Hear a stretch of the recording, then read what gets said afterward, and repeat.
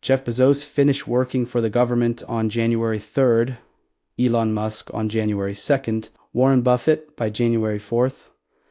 Their tax freedom day, the day when they theoretically stop earning money that goes to taxes and start keeping everything for themselves, arrives in the first week of January.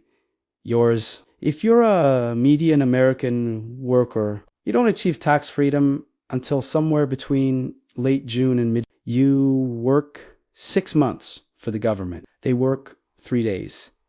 This isn't hyperbole. This is mathematical reality calculated from effective tax rates. The ultra-wealthy structure their finances, so their true tax burden. When you count all the income, the excess falls below 2%. You pay 25 to 35% when you include federal income tax, FICA, state taxes, sales taxes. They pay less than people living below the poverty line. And it's completely legal. Tax Freedom Day is calculated by the Tax Foundation every year. For the average American, it falls around mid-April for federal taxes alone. Add state and local obligations, and you rework it until late June or early July before your labor belongs to you instead of government. That's over half the year. 180 days of work, funding roads and military and social programs and debt service before you see a dollar for yourself. But that calculation assumes everyone pays proportionally. And the ultra-wealthy don't. They've engineered their entire financial existence to avoid the calendar that enslaves you, while you're grinding through March and April and May, sending chunks of every paycheck to the IRS. They've already moved on. Their Tax Freedom Day happened before you finish celebrating New Year's. This investigation analyzes tax foundation data, ProPublica's IRS Files, investigation, and Congressional Budget Office reports. All sources are documented in the description below. The concept of Tax Freedom Day started in 1940. Businessman Dallas Hostetler wanted to illustrate the growing burden of taxation on Americans. He calculated what percentage of the year average workers spent earning money just to pay taxes. In the early 1950s, it was around 90 days.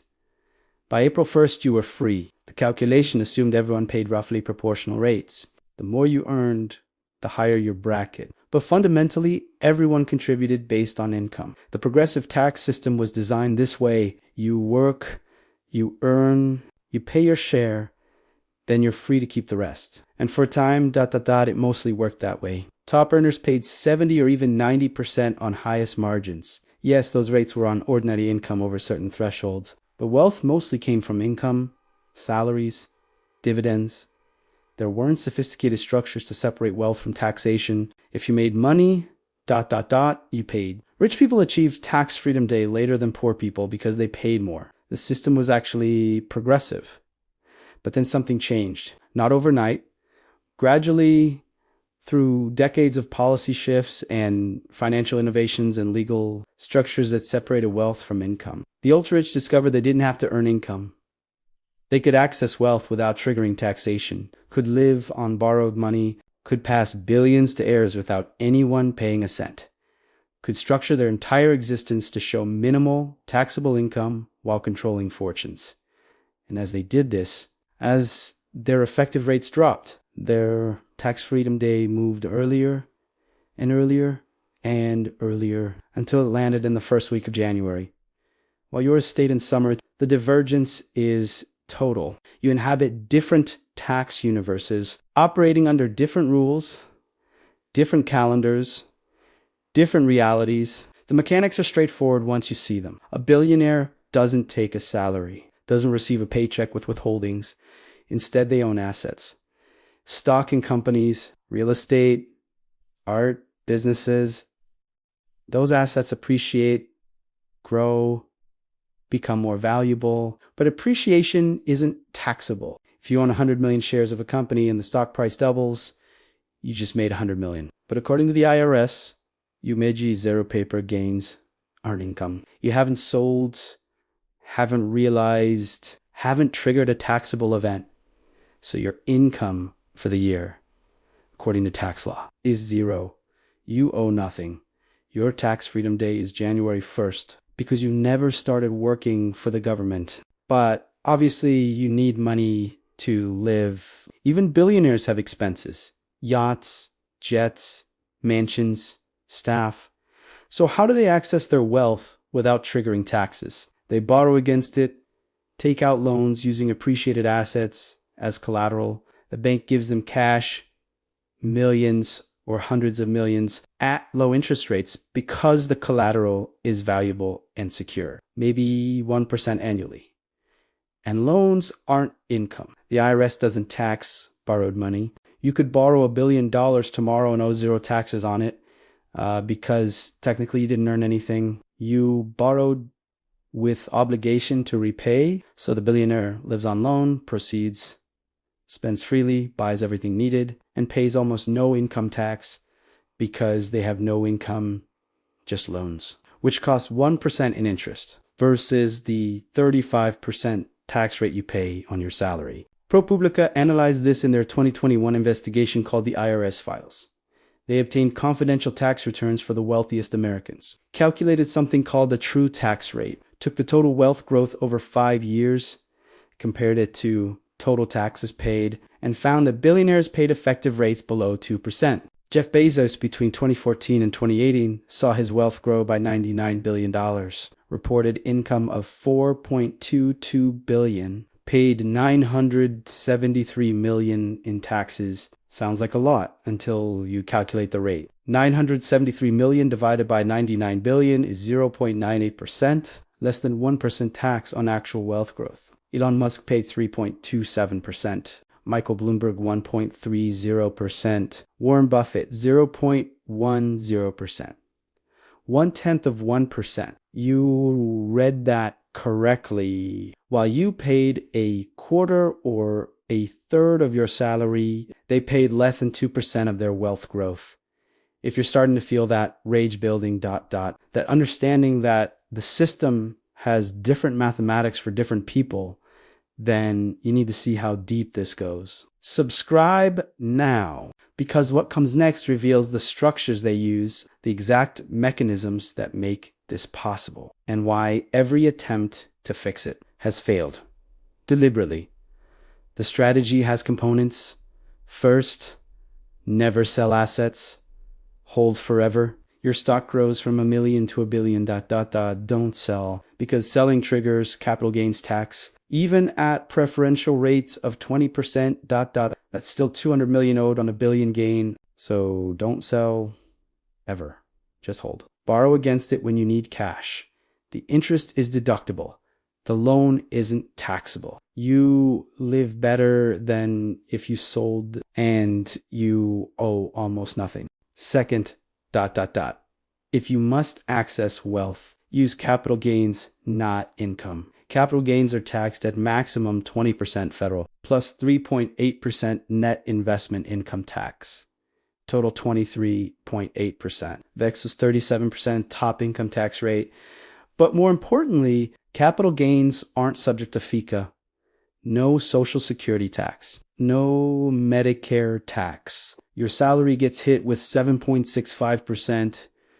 Capital gains pay zero. So even when wealthy people do trigger taxes, they pay lower rates on the category and avoid payroll taxes entirely. Your effective rate stays higher because you're taxed on income. Theirs stays lower because they're taxed on gains.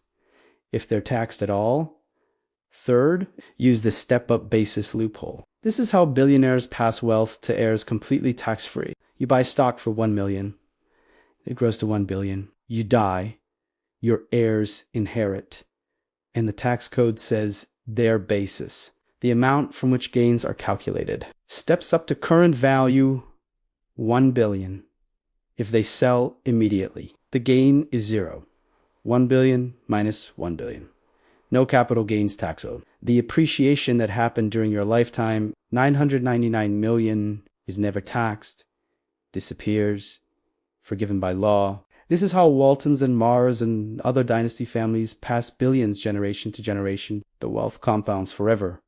Never triggers taxation. Estate taxes might apply above certain thresholds, but even those have been gutted. The estate tax exemption is now over $13 million per person, $26 million per couple, adjusted for inflation annually. A couple can pass $26 million completely tax-free, and anything above that gets taxed at 40%... but only if they don't use trusts and gifting strategies and other structures to avoid even that. The effective estate tax rate for billionaires is low single digits. Most pay nothing. Fourth, use carried interest if you're in private equity or hedge funds. This loophole lets fund managers classify their income, their salary essentially as capital gains. So they pay 23.8% instead of 37% on compensation, on money earned from work. It's reclassified as investment return, completely legal, completely unjustifiable, completely protected by lobbying. Fifth, donate appreciated assets to charity. You bought stock for $1 million. It's worth $100 million.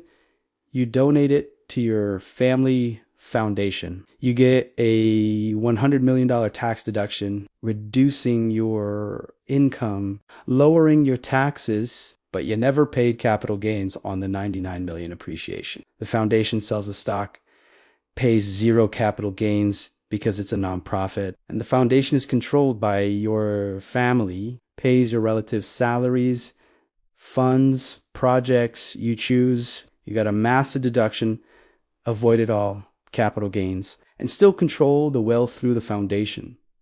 It's a transfer, not a sacrifice. These aren't loopholes in the sense of unintended gaps. These are features designed this way, lobbied into law, protected fiercely. The step-up basis has been in tax code since 1921, over a century. Multiple attempts to eliminate it have failed because the wealthy who benefit fund the politicians who would have to eliminate it. The carried interest loophole was supposed to be closed by Trump's tax reform. Wasn't supposed to be closed by Biden.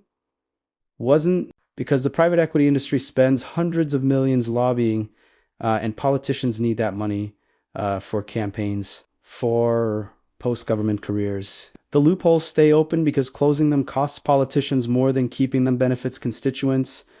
And here's the mathematics that should terrify you. If billionaires paid the same effective rate you do, the federal government would collect an additional $400 billion annually. That's a conservative estimate from UC Berkeley economist Gabriel Zucman. $400 billion every year. Enough to eliminate the deficit.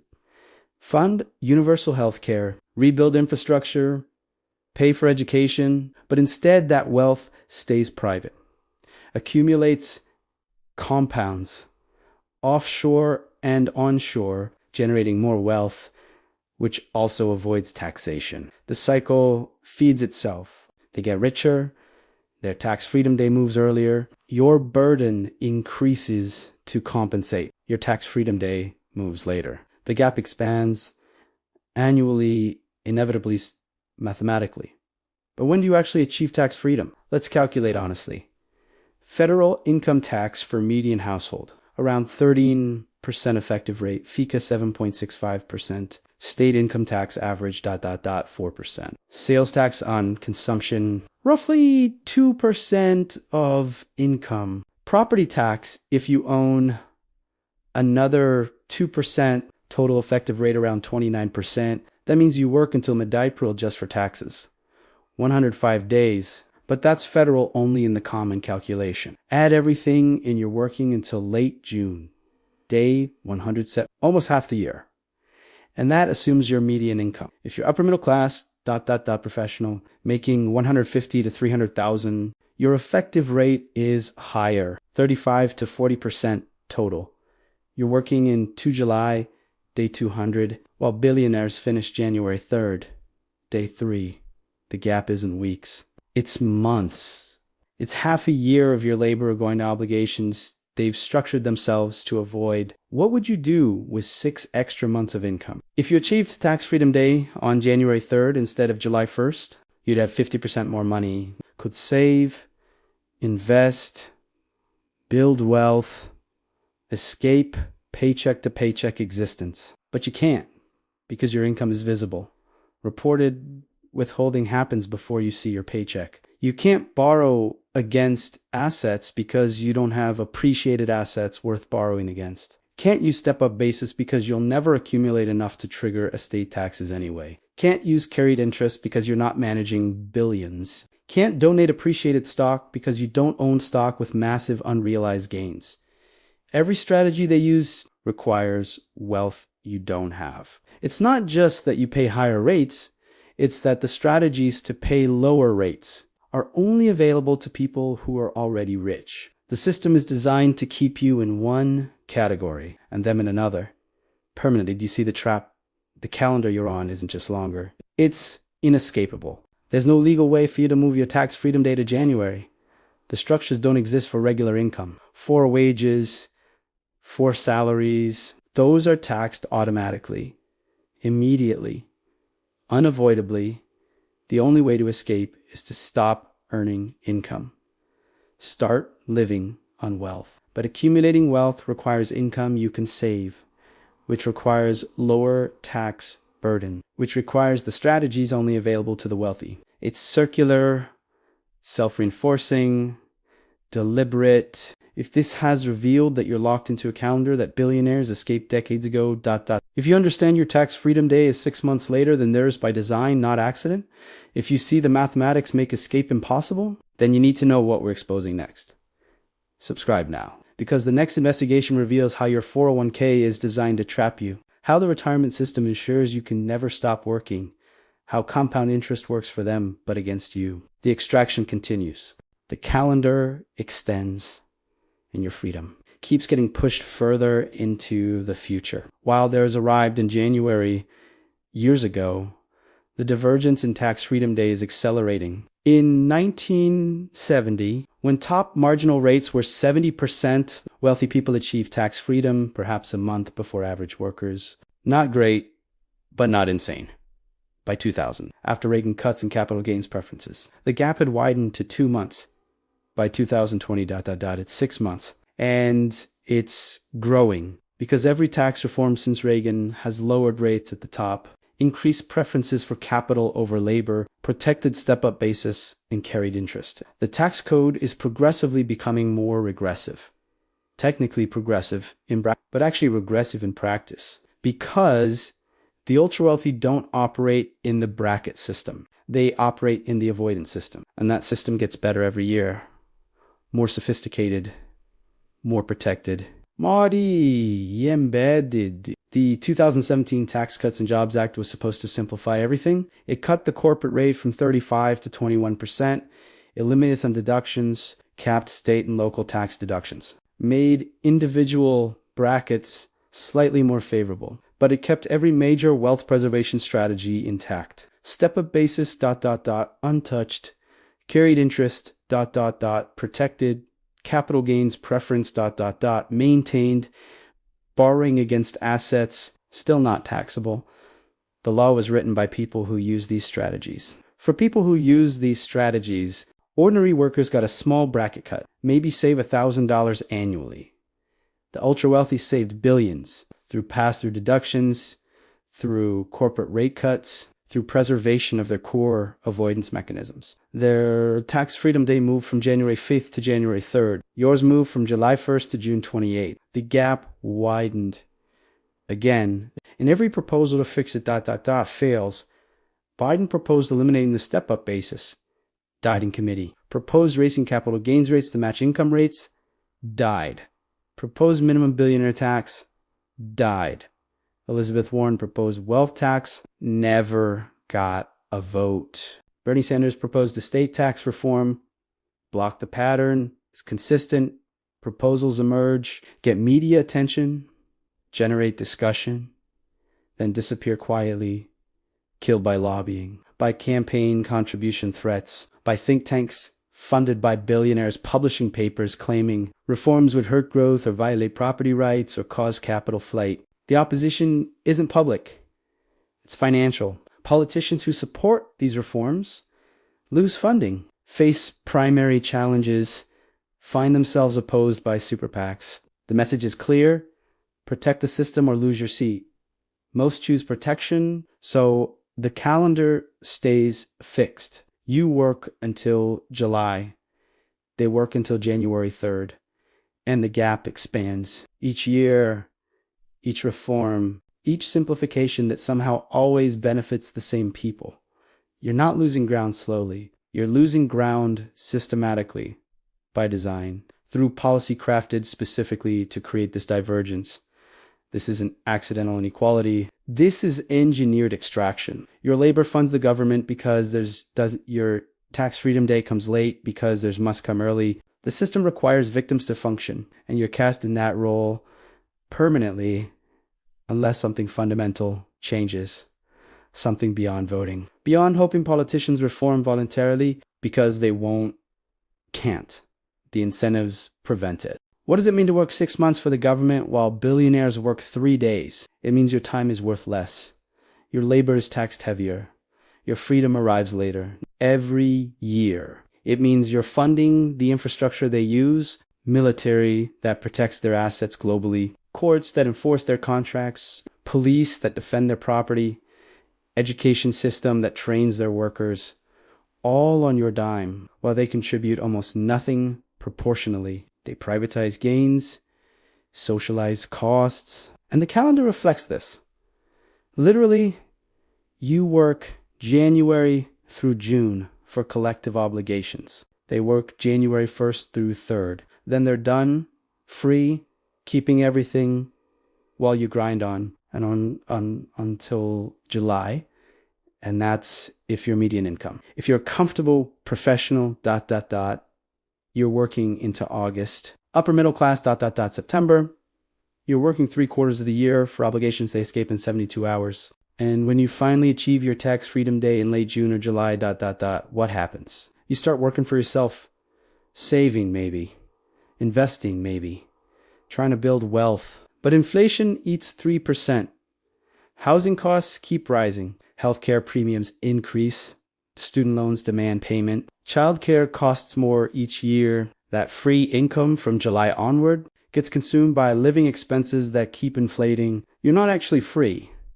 You're just done with direct taxation. The indirect extraction continues through inflation, through stagnant wages, through rising costs, while billionaires they finished in January, spent the next 11 months accumulating, compounding, growing wealth that won't be taxed ever in their lifetime, or their heirs, or their heirs. The wealth dynasties are being built right now, while you work until July just to break even. This is why wealth inequality is exploding. It's not just different incomes. It's different calendars, different timelines, different realities. You spend half your year funding communal obligations. They spend 3 days there. You spend the second half trying to survive and save. They spend it accumulating and compounding. Over decades, this creates mathematical divergence that can't be overcome.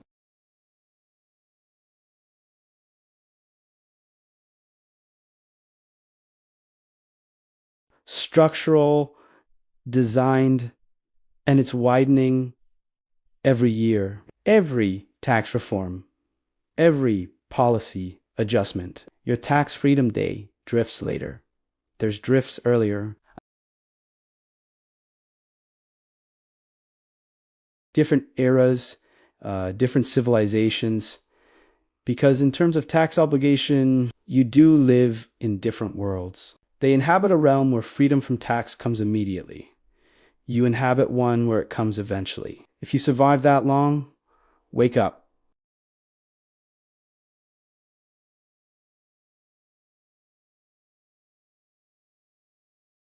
You work 180 days for taxes.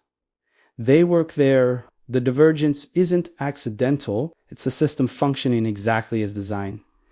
You labor, they accumulate, you fund, they avoid it. You sacrifice, they prosper. And every year, the gap grows. Your tax freedom day, inches later, there's inches earlier, until freedom becomes something they have in January, and you might achieve it in summer. If you're lucky, if you don't lose your job, if inflation doesn't destroy your savings, if you can just make it to July, like you did last year, and will next year forever, while they finished in January, decadzagou, and never looked back.